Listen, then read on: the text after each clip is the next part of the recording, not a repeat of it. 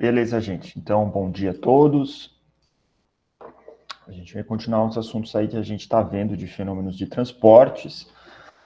A minha intenção, de acordo com o nosso cronograma, a gente deveria finalizar a parte de dinâmica dos fluidos na aula de hoje. Na verdade, não dinâmica, na verdade, a parte de mecânica dos fluidos na aula de hoje. A gente fazer a nossa próxima avaliação a partir dessa semana ou na semana que vem. Porém, como a gente teve uma aula extra aí que não estava planejada, que era aquela aula de exercícios, isso acabou atrasando as questões aí do nosso cronograma. Então, apesar de eu querer ter trazido os dois conceitos que a gente ainda precisa ver da parte de dinâmica dos fluidos, hoje eu achei que essa aula ia ficar muito pesada, então eu comecei a montar a aula, comecei a perceber que não adianta também eu só passar muitos conteúdos aqui, vocês não absorverem minimamente o que há necessidade. Então, a gente está uma semana atrasado no nosso cronograma, porém, eu já havia planejado o cronograma para que a gente tivesse uma semana de folga lá. Então, não que a gente tenha perdido alguma aula, alguma coisa nesse sentido, porque aquela aula de exercícios não foi uma aula que a gente perdeu, muito pelo contrário, né? A gente ganhou fazendo exercícios, discutindo aqui com todo mundo. Mas a gente então tem essa semana a mais aí para estar trabalhando, então não vai ter problema. Então, tudo que vocês verem lá, se vocês forem olhar o cronograma, está uma semana de como se fosse um atraso, né? Mas tranquilo, a gente vai ter tempo para vencer todos os nossos conteúdos até o final desse módulo. Então, na semana passada, a gente começou a discutir um pouco dos assuntos sobre a dinâmica dos fluidos, a aplicação da equação de quantidade de movimento e da energia mecânica em mecânica dos fluidos, né? E a gente teve lá a nossa primeira equação importante da mecânica dos fluidos, podemos dizer assim, em termos de dinâmica dos fluidos, que é a equação de Bernoulli. Então, a equação de Bernoulli é extremamente importante dentro dos nossos estudos de mecânica dos fluidos, como a gente viu na aula da semana passada. Eu já estou olhando, então, que vocês estão subindo lá, então 3 alunos já subiram as atividades da aula assíncrona. Tá indo bem a resolução dos exercícios, mas assim, alguns alunos foram muito diretos lá em só jogar a equação da velocidade lá de Bernoulli para calcular a velocidade a partir da diferença lá de altura tal, e não explicaram de onde que veio essa equação. Não fizeram a dedução a partir da equação de Bernoulli, que era o que eu esperava. Mas tudo bem, mesmo estando de forma mais direta, não deixa de estar certo, né? Só que tá muito direto. Então, há necessidade de, bom, se partisse da equação de Bernoulli, fosse fazendo, né, as deduções ali que eram necessárias até chegar na equação para calcular de fato a velocidade. Mas tudo bem. A aula dessa semana, então, a gente vai explorar um pouco os conceitos de escoamentos internos. Eu queria ter trazido escoamentos externos na aula de hoje também, mas como eu falei, eu acreditei que a aula ia ficar muito pesada, muitos conteúdos de uma vez só, apesar de serem conteúdos como eu estou trazendo para vocês aqui, de forma mais simplificada, mas ainda assim a gente não está deduzindo a partir das equações integrais, né? Pode falar, Juliana. Professor, eu gostaria de tirar uma dúvida sobre o exercício da turbina de Pelton. Aí eu poderia tirar agora? Vamos fazer no fim. Pode falar, mas o ideal era Não, pode falar. Talvez a gente fazer no fim da aula. Pode ser. Pode ser? Pode, não tem problema não. Tá, beleza. Não tá, obrigado. Só me lembra, tá, Juliana? Porque eu posso acabar esquecendo. Tá bom. Beleza. Então, como eu estava falando, hoje a gente vai discutir essa parte de escoamentos internos. A parte de escoamentos internos e externos tem algumas diferenças lá, porque escoamento interno entra algumas coisas de camada limite, que é um pouco mais importante, que é o escoamento por aerofólios, por exemplo, que explica tudo como é que avião voa, essas questões assim. Nos escoamentos internos, a gente está mais trabalhando com escoamento dentro de tubulações mesmo, como a gente vai ver na aula de hoje. E é muito importante que a gente tenha uma noção básica de como funciona esse escoamento dentro de tubulações. Não só isso, o que eu vou passar para vocês aqui da parte de perda de carga e o diagrama de Moody cai muito em concurso. Então, se vocês tiverem interesse em fazer concurso, esse é um assunto que é coringa, né? Sempre está caindo nesse tipo de concurso. Eu, inclusive, fiz concursos da Kazan, tal, que caíram esse tipo de exercício relacionado a isso, depois eu posso explicar um pouco mais para vocês. Beleza, então. Então, a gente comentou um pouco na última aula sobre as linhas de fluxo, que a gente utiliza elas para definir como é que está acontecendo o escoamento de um fluido, seja ele interno, seja ele externo, né? São linhas formadas lá por pontos de tangência dos vetores que indicam o sentido da velocidade de um escoamento. Quando o escoamento for a regime permanente, as linhas serão exatamente o caminho percorrido por uma partícula fluida no escoamento, visto que sua velocidade e seu vetor de velocidade não variam com o tempo, então eles são constantes. Lembrando, gente, quando a gente está trabalhando aqui nos nossos sistemas, a gente está discutindo sobre um regime permanente. Eu até ia trazer para vocês um conceito de regime transiente dentro do escoamento dentro de uma tubulação, porque o escoamento, quando entra de uma tubulação, ele tem um transiente de até que o seu perfil de velocidade se desenvolva dentro de uma tubulação. Existe um cálculo que se faz para calcular esse transiente até onde chega no escoamento completamente desenvolvido. Mas julguei que outras coisas eram mais interessantes, tendo em vista o tempo limitado que nós temos aqui para estar trabalhando esse tipo de conceito. Se alguém depois tiver interesse, pode conversar comigo que eu posso explicar um pouco mais sobre isso. Mas a gente não precisa entrar em tanto preciosismo. Então, aqui um exemplo das linhas de fluxo numa bola aqui de golfe e tal, né? E a gente pode ver, provavelmente eu vou trazer na próxima aula algumas curiosidades, por que a bola de golfe, é que não é muito comum no Brasil a gente ver bola de golfe, né? Mas a bola de golfe tem aqueles sulcos aqui dentro dela. Por que ela é cheia de buraquinhos, né? É legal que tem vários vídeos no YouTube que explicam esse fenômeno, por que é isso importante, e tem a ver com a formação aqui da zona de baixa pressão atrás dessa bola. Então, se eu consigo fazer com que meu escoamento seja turbulento mais cedo, eu consigo reduzir o tamanho dessas linhas de fluxo aqui atrás, eu consigo reduzir a pressão aqui e minha bola de golfe vai mais longe. Então, tem diversos fenômenos que estão relacionados a gente estudar essas linhas de fluxo e o comportamento de um objeto escoando dentro de um fluido. A gente falou um pouquinho lá do túnel de vento também, então aqui a gente, apesar do túnel de vento ser uma coisa fechada, a gente ainda está falando, pode ser tratado de duas formas, né? Escoamento interno, se a gente pensar o sistema como o túnel de vento e a área de testes, mas também como o escoamento externo, se a gente vê que usar como área, volume de controle, né? O meu próprio caminhão aqui, então a área da seção de testes é tão grande que a gente pode caracterizar ela como um escoamento externo, né? Então, através dessas linhas aqui de fluxo, eu consigo ver como é que está essa distribuição de pressão em cima do caminhão, como é que está se comportando assim sucessivamente. A gente falou lá da equação de Bernoulli, sendo um caso especial da equação de energia mecânica, considerada em regimes permanentes, fluido incompressível e invíscido. Existe uma disciplina só que é mecânica dos fluidos com fluidos compressíveis, que o buraco é muito mais embaixo, né? As coisas são muito mais complicadas. E a gente trabalha com isso quando a gente começa a ter aviões, por exemplo, que estão voando muito altos na atmosfera, e a gente começa a usar a distribuição de probabilidade para ver como é que está esse escoamento sobre a aeronave. Então começa a ficar uma coisa extremamente complexa, extremamente aplicada para as disciplinas lá dos cursos de engenharia aeronáutica, engenharia aeroespacial, alguma coisa nesse sentido assim. Assim, os termos referentes à altura de carga são nulos nessa equação. Escrevendo a equação em termos de pressão, a gente tem essa equação aqui básica de Bernoulli.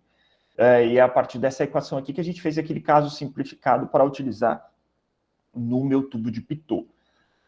Essa equação, então, permite afirmar que nesse tipo de escoamento, a soma das alturas das cargas correspondentes às energias permanece constante ao longo da linha de fluxo. A gente viu também a medição da pressão estática e dinâmica, então vou passar aqui de forma mais simples, mas é isso que eu quis. Muitos de vocês já simplificaram essa equação aqui no exercício e trouxeram já isolado a velocidade, só jogaram os números lá e deram um resultado para mim. Não está errado, né? Mas eu gostaria que vocês deduzissem a partir ou dessa equação aqui ou dessa equação aqui. Então, para que a gente consiga, que eu consiga entender que vocês sabem pegar a equação de Bernoulli e vocês sabem utilizar ela porque vocês estão precisando, para o que vocês necessitam, que é para calcular a partir de uma diferença de altura a velocidade de um escoamento. Então, vocês fazendo isso, eu vou ter a garantia que vocês sabem fazer as simplificações necessárias nessa equação aqui, para que vocês possam calcular o que vocês precisam. Enfim, aqui está o tubo de Pitot, né? Então, falando um pouco então sobre o escoamento interno em si, um cientista britânico, então, chamado aqui Osborne Reynolds, então aqui a gente tem mais um sobrenome, mais uma equação muito importante da mecânica dos fluidos, que é chamada de equação de Reynolds. Ele estudou escoamento em tubos e dutos, usando um experimento muito simples, conforme representado nessa figura. Então, vamos entender essa figura aqui. Eu tinha lá um determinado tanque com uma determinada vazão de água. Então, ela tem uma velocidade e está passando sobre uma área de uma seção transversal aqui. Ele percebeu que existiam alguns parâmetros que influenciavam o comportamento desse escoamento dentro desse tubo. Então, Reynolds fez essa análise dentro de um tubo fechado. E a equação de Reynolds, tradicionalmente, a gente usa ela para um tubo fechado. A gente utiliza a equação de Reynolds para sistemas abertos também, mas é um caso particular da equação e muda muito pouco da equação, como a gente vai ver na próxima aula. Ele verificou que, de acordo com alguns parâmetros, se ele colocasse um corante bem no meio do escoamento, às vezes o escoamento estava escoando de forma laminar, a gente falou um pouco sobre isso na primeira aula, o escoamento estava acontecendo de forma transiente, ou o escoamento já estava de forma turbulenta. E ele verificou que existiam alguns parâmetros que influenciavam essa qualidade desse escoamento. Então, dependendo da velocidade, se estava mais rápido ou mais devagar o escoamento, ele passava de laminar para turbulento. Ele verificou que se ele mudasse a viscosidade do fluido, mudava também de laminar para turbulento, ou a densidade do fluido. Então, o Reynolds, ele conseguiu fazer uma dedução, ele conseguiu fazer um cálculo, ele montou uma equação adimensional, que é chamada de equação de Reynolds. Isso aqui é para ser um R. Equação de Reynolds, como a gente vai ver na sequência. E a equação de Reynolds, a gente calcula ela e ela dá um valor. E a gente olha esse valor e a gente sabe se o meu escoamento ele é laminar ou se ele é turbulento. Então, se o meu número de Reynolds deu menor que 2.300, a gente diz que o meu escoamento é laminar.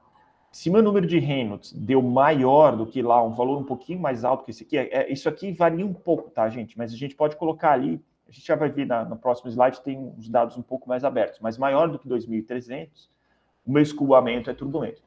Então, eu consigo calcular a partir de um dado que é adimensional, então não tem nenhuma unidade esse valor aqui. É só uma questão de comparar o valor que a gente calculou com esse número de 2.300. Então, se é menos que 2.300, o meu escoamento é laminar. O meu escoamento é bonitinho dentro do duto. Se é maior que 2.300, o meu escoamento é turbulento. Então, o meu escoamento é total confuso aqui dentro. Isso aqui tem inúmeras aplicações dentro da mecânica dos fluidos. Desde o número de Reynolds utilizando para um escoamento interno, quanto para um escoamento externo também. Então, uma aeronave voando, a gente consegue calcular o número de Reynolds sobre a asa da aeronave. E se o escoamento ficar turbulento muito rápido sobre a superfície da asa, a gente pode ter um descolamento da camada limite e o avião vai parar de voar e pode vir a cair. Então, a gente consegue, a partir desse número, fazer esses cálculos. Então, existem inúmeras aplicações para isso. Outras aplicações, não só o número de Reynolds vai deixar o escoamento turbulento, como outras coisas também podem deixar o meu escoamento turbulento. Então, por exemplo, se eu fazer uma análise como isso daqui sendo uma artéria do meu coração, por exemplo, do nosso coração, e eu tiver uma placa de gordura colada numa artéria dessa, essa placa de gordura vai fazer com que o escoamento fique mais turbulento. Então, ele deixe de ser laminar, ou ele deixe de ser transiente por conta dessa placa de gordura, em que o meu escoamento de sangue por dentro dessa artéria, como vai ficando muito turbulento, eu posso arrancar essa placa de gordura daqui. E se eu arrancar essa placa de gordura e ela entupir uma veia, uma artéria do próprio coração, eu vou ter um infarto do miocárdio. Então, é a partir desses cálculos e dessas análises que eu consigo não só analisar escoamento dentro de um tubo, que não deixa de ser isso o coração, né? Nossas veias e artérias, o escoamento dentro de um tubo, mas eu consigo analisar desde aeronaves até dentro do nosso corpo humano. tudo vem dessa base que a gente está vendo hoje aqui. Então, com esse experimento, o cientista verificou que o contraste do corante apresentava comportamentos diferentes de acordo com as diferentes características do tubo, do fluido e do escoamento em si. Então, para identificar o tipo de escoamento, o Reynolds propôs um parâmetro adimensional conhecido como número de Reynolds, que relaciona as seguintes propriedades do fluido. A massa específica do fluido, que é a densidade, a viscosidade do fluido, a geometria do tubo e a velocidade média do escoamento. Então, são esses parâmetros para um escoamento dentro de um tubo que são importantes. Então, aqui está a nossa equação de Reynolds. Tem algumas variedades dessa equação, onde eu posso usar a viscosidade cinemática, ou enfim, outros tipos de parâmetros aqui dentro.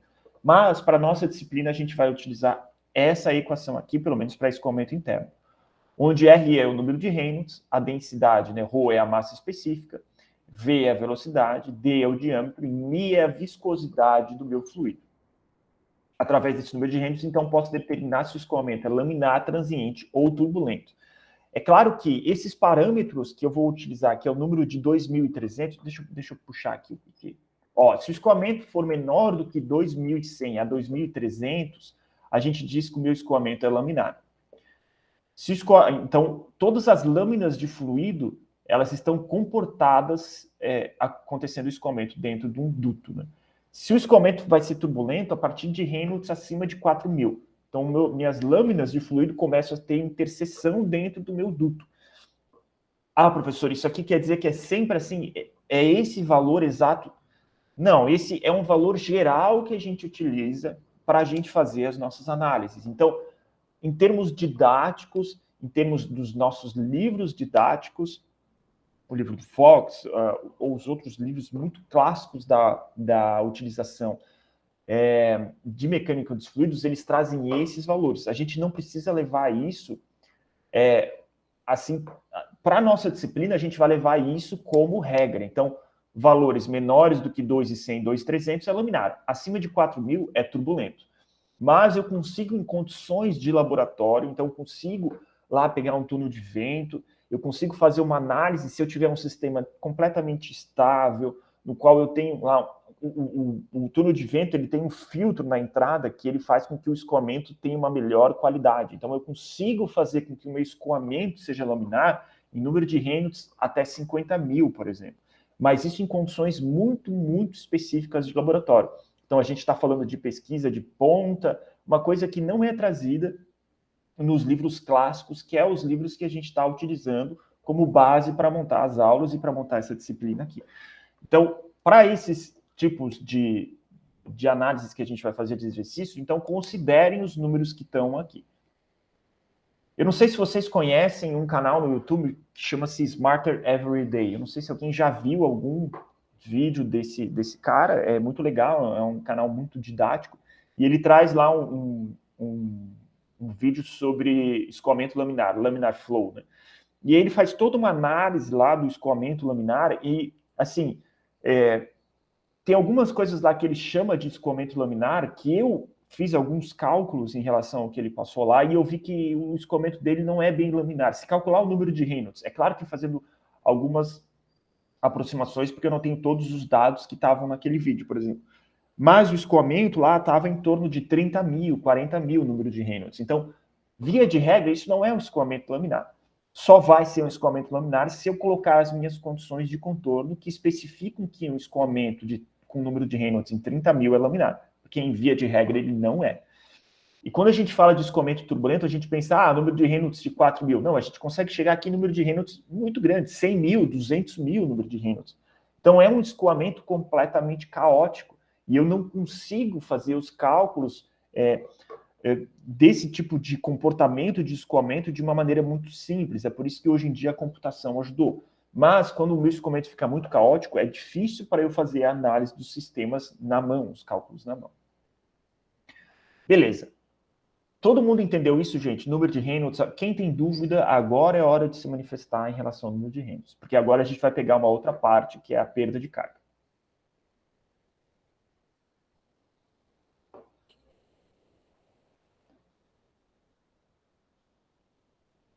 Tá, então pelo que eu estou vendo, todo mundo aí está entendendo todo mundo entendeu esse conceito de escoamento laminar e escoamento turbulento. Beleza. Outra questão prática que a gente utiliza na mecânica dos fluidos é calcular a perda de carga em escoamento interno. Então, isso aqui é muito utilizado em praticamente tudo que eu tenho escoamento dentro de um duto. A Casan utiliza isso, a Casan sendo a empresa que faz a distribuição de água, pelo menos em Santa Catarina, chama-se Casan, não sei se em Paranavaí é um outro nome, mas utiliza esses cálculos aqui para dimensionar os seus sistemas hidráulicos. Então, eu preciso dar atenção de vocês aqui, porque não é difícil, mas tem alguns passos que precisam ser feitos, e o exercício que vai ter hoje é referente a esse conteúdo aqui. Então, na análise dos escoamentos internos, dos tubos ou dutos, é comum se necessite determinar a perda de carga, que é dado por HL, em metros, a gente chama isso, a unidade é metros, que uma tubulação impõe a um sistema fluido. Então, quando o meu fluido ele entra dentro de uma tubulação, e essa tubulação ela é longa, ao longo do tempo, a viscosidade cinemática do líquido, ou a viscosidade do líquido, faz com que surjam forças de atrito dentro desse meu escoamento. E essas forças de atrito fazem com que eu tenha uma perda de carga do meu escoamento. É por isso que às vezes a gente encontra, quando a gente está andando na rua, um bueiro que está escrito estação de recalque. O recalque não é só o recalque da música, né? Mas a gente tem estações de recalque que são bombas hidráulicas que vão compensar a perda de carga que está acontecendo dentro do escoamento. Então, imagine, uma água, por exemplo, está lá num reservatório, num morro, numa cidade. A partir do momento que essa água começa a escoar dentro da tubulação, começa a ter atrito, e ela começa a perder energia por conta do atrito viscoso dentro da tubulação. E a partir do tempo, eu começo a diminuir a velocidade do meu escoamento, começo a ter coisas começam a acontecer com a pressão, eu tenho válvulas dentro desse escoamento, eu tenho joelhos que o escoamento tem que fazer uma curva, tudo isso vai levar a uma perda de carga. E eu posso ter que colocar uma bomba como uma estação de recalque para aumentar de novo a velocidade do meu escoamento. Vamos ver como é que isso é na prática. Essa perda, então, é oriundo dos efeitos da viscosidade do fluido. Então, o atrito viscoso, né, que a gente chama. Pode ser determinado, então, contabilizando seus efeitos localizados, então, que é a minha altura de carga localizada, que são impostos por componentes como curva, T's, joelhos, válvulas ou outros componentes que estejam montados no fluxo de fluido, ou pelo efeito viscoso normal imposto pela tubulação linear, que é o HN. Então, é o comprimento da tubulação. A tubulação é muito grande de distribuição de água numa cidade, por exemplo. Imaginem, todos os bairros que tem em Paranavaí, tem que chegar água em todos esses bairros. E esse bairro está muito longe da estação de tratamento de água e da estação de armazenamento de água. Então, como é que eu faço para que essa água chegue até esses bairros? Fazendo os cálculos que a gente vai ver aqui, eu preciso garantir, inclusive, existem normas técnicas para isso, a Casan tem que garantir uma determinada vazão e uma determinada pressão de escoamento e velocidade do escoamento de água lá na saída, lá na entrada da caixa de água, na verdade, das nossas caixas de água, né, das nossas casas. A minha família, que mora numa cidade do interior de Santa Catarina, Rio do Sul, passou por um problema em relação a isso, inclusive. A vazão e a pressão da água estava muito baixa e a água não conseguia subir até a caixa d'água. Ela só subia durante a madrugada e a caixa d'água era muito pequena. Então a gente estava ficando sem água, meus pais estavam ficando sem água em casa porque estava tendo algum problema de algum vazamento, algum cálculo que foi feito errado de vazão de água por parte da Casan. E como isso é uma norma técnica, a gente acionou a Casan e eles são obrigados a resolver esse problema. Então eles vão lá e colocam um medidor e eles fizeram lá uma manutenção no seu sistema de escoamento de água e resolveram esse problema. Então isso daqui influencia a nossa vida no dia a dia, né? E de novo, isso daqui, é claro que a gente não vai calcular perda de carga do escoamento dentro do nosso corpo, mas acontece da mesma maneira também. Então, quando a gente tem lá uma veia, uma artéria com um calibre bem pequenininho, existe todo um atrito do escoamento ali dentro. Então, é por isso que é importante a gente fazer exercício físico, para que o nosso coração esteja desenvolvido e tenha força suficiente para conseguir irrigar todos os tecidos do nosso corpo. Imagine que se a gente calcular o tamanho da nossa tubulação interna, ela é muito grande. E a nossa bomba é o coração. Então, todos esses efeitos que aqui estão colocados servem para dentro do nosso corpo humano também. A perda de carga total é a somatória das duas. Então, dos efeitos da minha carga normal, da minha tubulação, que está relacionada ao comprimento da minha tubulação, e da minha perda de carga localizada. Então, eu vou somar as duas para eu calcular a minha perda de carga total da minha tubulação. E é isso que a gente vai fazer aqui nessa aula, e esse é o exercício que é para vocês fazerem. Vamos ver como que a gente faz isso. Então, existem tabelas para a gente calcular perdas de carga localizada. A gente transforma um joelho, por exemplo, que está dentro de uma tubulação, em um comprimento, como se fosse lá um efeito do normal. Vamos ver com mais calma ao longo da aula. Então, o HL é o H localizado mais o H normal. Perdas de descargas normais, então. Elas ocorrem em função do efeito viscoso do fluido no escoamento, conforme a gente falou, atrito viscoso. Depende de fatores como a velocidade do escoamento, a geometria da tubulação, o comprimento e diâmetro, a rugosidade da parede da tubulação e das propriedades de viscosidade e massa específico do fluido. Ah, professor, tu falou isso no número de Reynolds também, algumas dessas coisas. Sim, tá tudo meio ligado ali, né, quando a gente está falando do escoamento. Mas um ponto importante é a rugosidade da parede da tubulação. Então, isso daqui vem a partir de tabelas. Então, dependendo do tipo de tubulação, a gente aproxima a rugosidade da tubulação por essas tabelas. Ah, professor, mas uma tubulação de água está há 50 anos lá. Será que não tem sujeira dentro? Com certeza, mas a gente não consegue ir lá e medir como é que está a rugosidade interna de toda a tubulação. Então, a gente faz um cálculo aproximado e a gente coloca lá um fator de segurança ali. É melhor a gente ter uma bomba dimensionada com uma potência maior do que uma bomba com uma potência menor. Então, a gente acaba fazendo algumas aproximações. E a gente utiliza a equação de Darcy-Weisbach, então, que é um outro cientista, ou uma cientista, né? Darcy, provavelmente uma mulher, então, que fez essas análises desse tipo de escoamento. Então, a equação é essa daqui.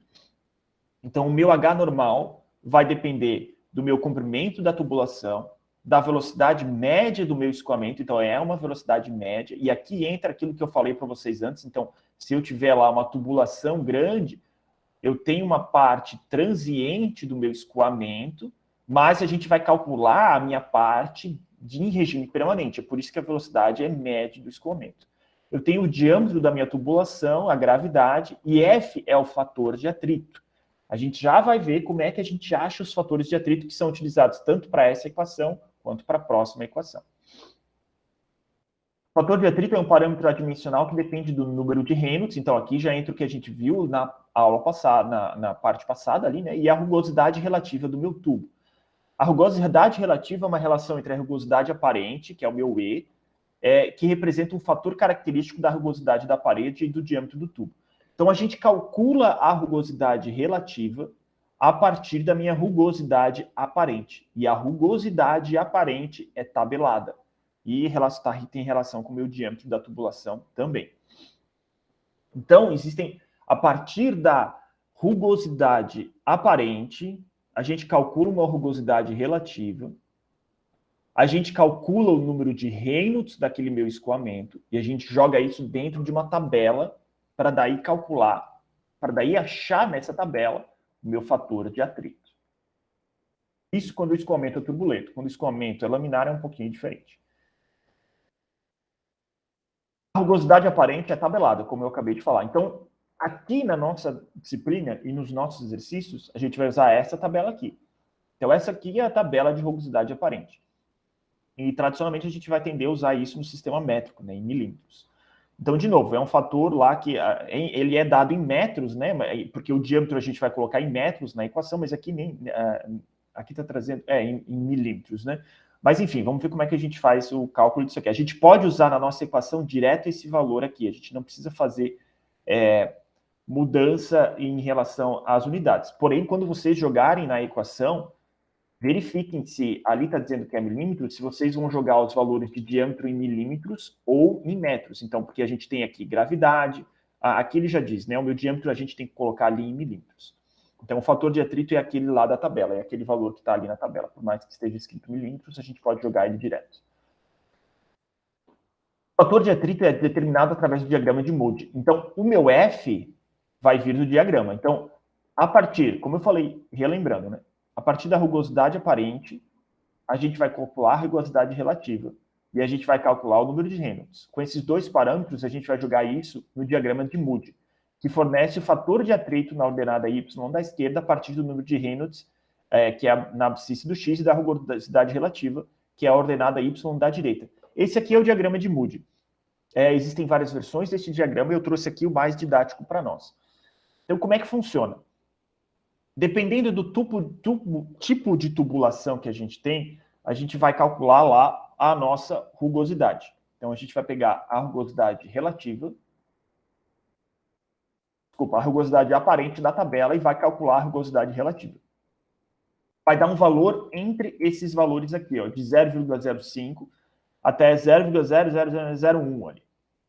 E a gente vai calcular o número de Reynolds também. Vamos supor que essa rugosidade deu 0,002. E o meu número de Reynolds deu aqui, ó, 8 vezes 10 na 6. A gente vai pegar esse ponto aqui, junto com esse ponto aqui, e a gente vai extrapolar para esse ponto de cal. Eu não tenho uma reta, deixa eu ver se eu consigo fazer mais reto aqui. Vamos verificar. Acho que não vai dar. Bom, eu não vou conseguir fazer reto. E a gente vai utilizar esse valor aqui de F.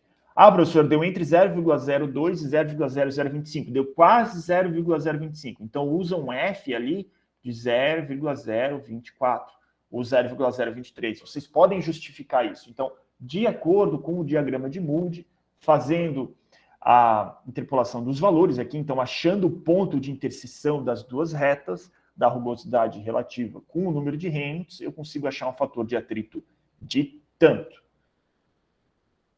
Todo mundo entendeu como é que faz esse cálculo?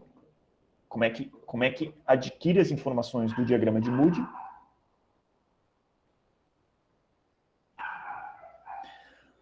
Beleza, eu adoro que eu também, né, eu já fui aluno como vocês, então a gente sempre pensa que, parece fácil, né? A gente vai ver depois que quando a gente fizer o exercício se vai ficar difícil, né? Mas vocês têm aí a parte boa que essa aula é gravada, então se vocês precisarem, vamos ver como é que o professor conversou lá, tal, reassistam a aula, né, para vocês pegarem de novo essas dicas aqui. Beleza. Esse ali, então, é a forma como a gente calcula as perdas de cargas normais, né? Então, pelo diagrama, pode-se verificar que o fator de atrito para escoamento laminar independe da rugosidade e pode ser dado diretamente por essa equação aqui, ó. Então, por quê? Porque no diagrama de Moody, se vocês olharem, o meu escoamento laminar está nessa região aqui, ó. E eu tenho aqui também o meu escoamento de transição. Então, o diagrama de Moody faz sentido para um escoamento completamente turbulento, que é o escoamento do lado direito dessa linha tracejada. Então, é mais para esses pontos aqui, ó. Mesmo aqui, as coisas já começam a ficar um pouquinho diferentes, mas também funciona. Se o meu número de Reynolds cair por aqui, 8 vezes 10 elevado a 5, eu também posso usar esse diagrama aqui. Mas ele é muito bom para escoamento turbulento. Por que isso? Porque a gente aproximou esses valores em forma de experimentos nos laboratórios. Quando eu digo nós, digo cientistas que fizeram o diagrama de Moody, né? Então, a Darcy Moody lá. Darcy Moody não, o Moody é um outro cientista.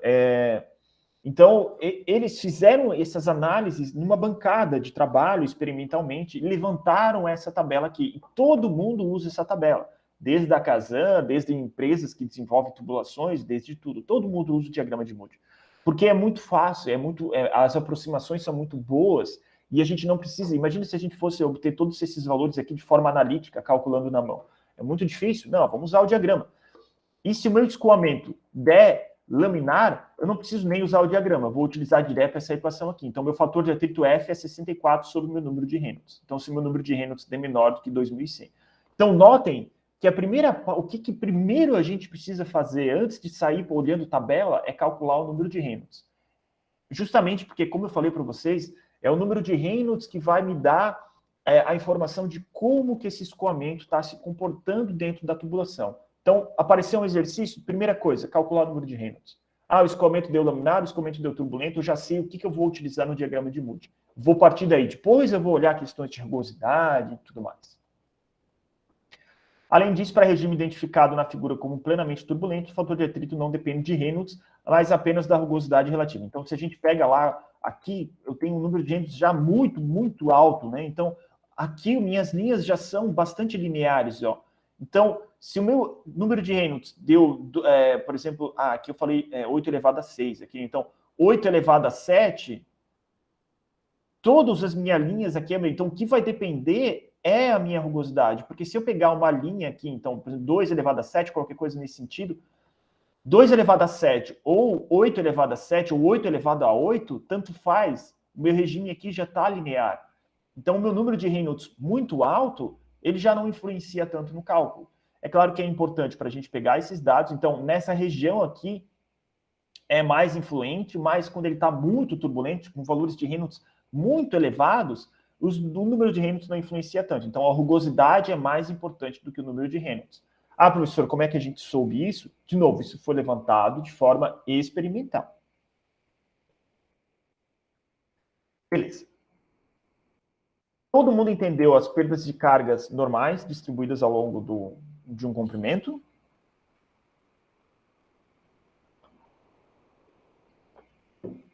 Gente, se tiverem dúvida, agora é a hora de estar perguntando. Hein? Beleza, vou assumir o silêncio ali com todo mundo entendendo essas questões.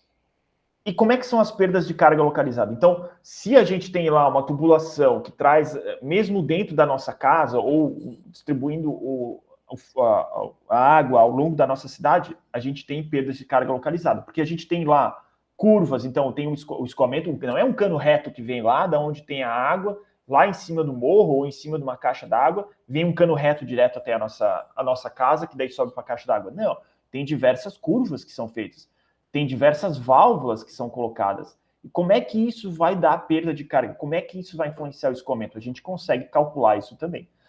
Então, as perdas de carga localizada são devidas aos comportamentos ou geometrias que impõem a tubulação, que não seja um tubo reto. A contabilização dessas perdas é relacionada a um fator experimental chamado coeficiente de perda, KL. Esse coeficiente está muito relacionado à geometria dos componentes e pouco relacionado às condições do escoamento. Então, aqui a gente está atendendo mais para a geometria do meu componente dentro da minha tubulação. Então, difere lá daqueles fatores de atrito e tal, porque a gente está falando justamente desses efeitos localizados. Um fluido, então, ao passar por uma válvula, por exemplo, tem dificuldade devido à restrição que se apresenta e que obrigam as várias mudanças de direção do fluido para o fluido transpassar o componente. Então, por exemplo, aqui eu tenho lá uma válvula que eu uso para restringir e fechar a passagem de água. Mesmo com essa válvula totalmente aberta, o meu fluido ele vai passar aqui. Notem, aqui ó, a minha área é maior do que essa área aqui. Ó. Então, minha área 1 é maior do que minha área 2. Minha área 1 é maior do que a minha área 2. Isso aqui já restringe o meu escoamento aqui. Imagine essa curva que o meu fluido vai fazer. Depois aqui a minha área muda de novo, enfim. Isso daqui vai fazer com que surja uma perda de carga localizada no meu escoamento. E, de novo, os resultados que a gente vai dar são em metros. Por quê, professor? Porque depois que a gente somar todas as minhas perdas de água, tanto normal, perda de carga normal, quanto localizada, a gente vai dar lá, a perda de carga é de 20 metros. Então, é como se a gente tivesse uma coluna de água de 20 metros. Então, a gente já viu pela equação de Bernoulli que a diferença, então, como se a gente tivesse uma diferença de pressão de 20 metros de coluna d'água. A gente já viu na equação de Bernoulli isso, que uma diferença de altura de um fluido, ou diferença de pressão, ou diferença de velocidade, são 3 parâmetros que estão relacionados a partir da equação de Bernoulli. Então, é por isso que quando a gente calcula, a gente simplifica isso e fala em altura de coluna d'água. Então, quando a gente vai lá comprar uma bomba para dimensionar um sistema hidráulico, a gente vai comprar essa bomba em termos de especificações de altura de coluna d'água e vazão da bomba. Dessa forma, então, esse componente oferece uma restrição equivalente a um determinado comprimento reto da minha tubulação. Ficou separado, não sei porquê. Ou seja, o seu efeito é o mesmo para um aumento de tubulação de uma quantia igual ao comprimento equivalente do componente. Ou seja, a gente vai pegar uma altura, uma perda localizada, e vai dizer, esse joelho aqui é como se eu tivesse tantos metros a mais de comprimento da minha tubulação. Porque o meu resultado final é um tamanho em metros ali, né? A determinação algébrica, então, da perda localizada por um componente é dada por H localizado, então é o meu KL, que a gente acabou de ver, vezes a velocidade do escoamento dividido por 2G. Professor, aonde que eu acho essa informação do meu KL? É através de tabelas. Então, por exemplo, a figura a seguir representa o coeficiente de perda para algumas geometrias de entrada e saída do meu escoamento. Então, essas geometrias de entrada e saída vão influenciar em como é que está a qualidade do meu escoamento. Então, por exemplo, se eu tenho um escoamento ali com extremidade delgada, ou seja, eu tenho essa quina aqui do meu escoamento, eu vou ter um KL muito grande, de 0,5. Então, eu vou ter uma perda localizada muito grande.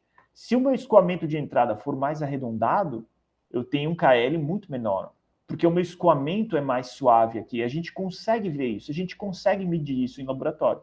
A mesma coisa acontece na saída do meu escoamento. A mesma coisa não, mais ou menos. A saída do escoamento não vai influenciar tanto. Então, o KL continua sendo mesmo sendo ele completamente uma quina ou ele sendo mais arredondado.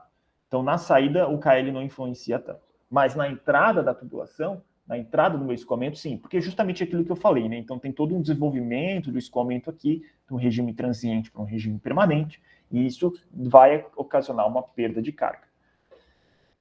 A figura, né, a próxima figura apresenta os coeficientes de perdas proporcionais ao comprimento equivalente de vários componentes encontrados comercialmente. Então, aqui é a figura. Então, se eu tiver um componente como uma curva, um raio de 90 graus flangeada, meu KL é 0,3. Um raio de 90 graus rosqueada é 1,5. Por exemplo, aqui eu tenho um retorno, uma curva de 180 graus, flangeado, o meu KL é 0,2, rosqueado é 1,5. E assim sucessivamente. Então, esses aqui são os componentes que vão influenciar no meu cálculo. Então, válvula globo totalmente aberta, meu KL é 10. Válvula gaveta totalmente aberta, 0,15. Então, aqui tem os diferentes componentes que fazem parte do meu escoamento e que influenciam na perda de carga do escoamento. Gente, para calcular tudo que vocês precisam para o exercício está aqui. Então, vocês vão calcular nesse exercício, eu já vou ler ele, vocês têm que fazer uma perda de carga localizada para cada componente do circuito. Cada curva vai ter uma perda de carga localizada.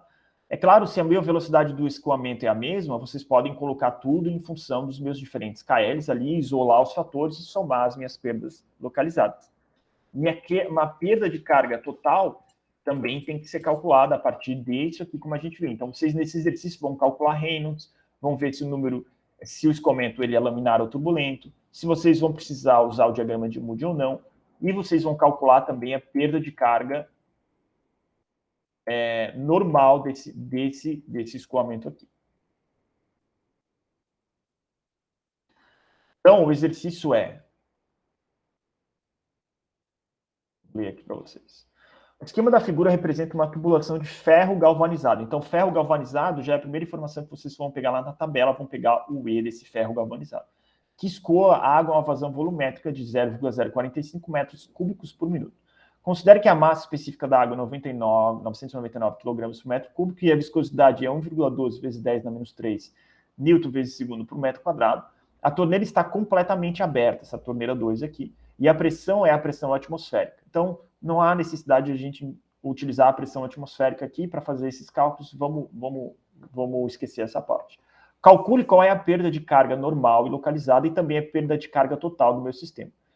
Então, a perda de carga normal, vocês vão somar todos os componentes retos dessa tubulação, para vocês calcularem essa perda de carga normal. Claro, primeiro vocês vão calcular o número de Reynolds, depois vocês vão verificar lá no diagrama de Moody para pegar, junto com essa minha rugosidade, vocês vão jogar no diagrama de Moody para achar o fator de atrito. Vocês vão somar todos esses daqui e vão calcular a perda de carga normal. Então, H normal vai dar um valor lá, x, lá, sei lá, em metros.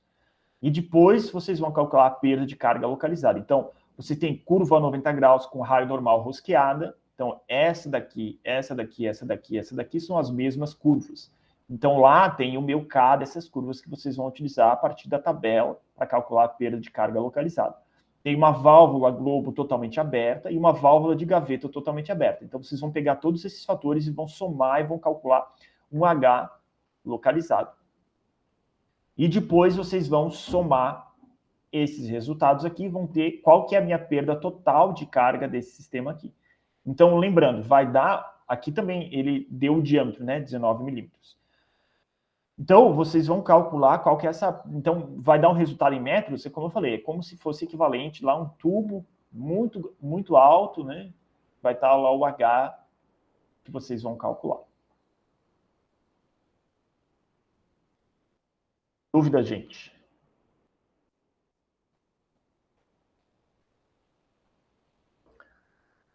Tranquilo? Sucesso? Beleza, então. Peço que vocês coloquem a presença dessa aula. Vamos fazer um intervalinho ali de 10 minutos. Então, são 8h30 até 8h40 a gente volta com a próxima aula. Ah, Juliana, a Juliana fica aí para a gente estar vendo o teu exercício. Beleza.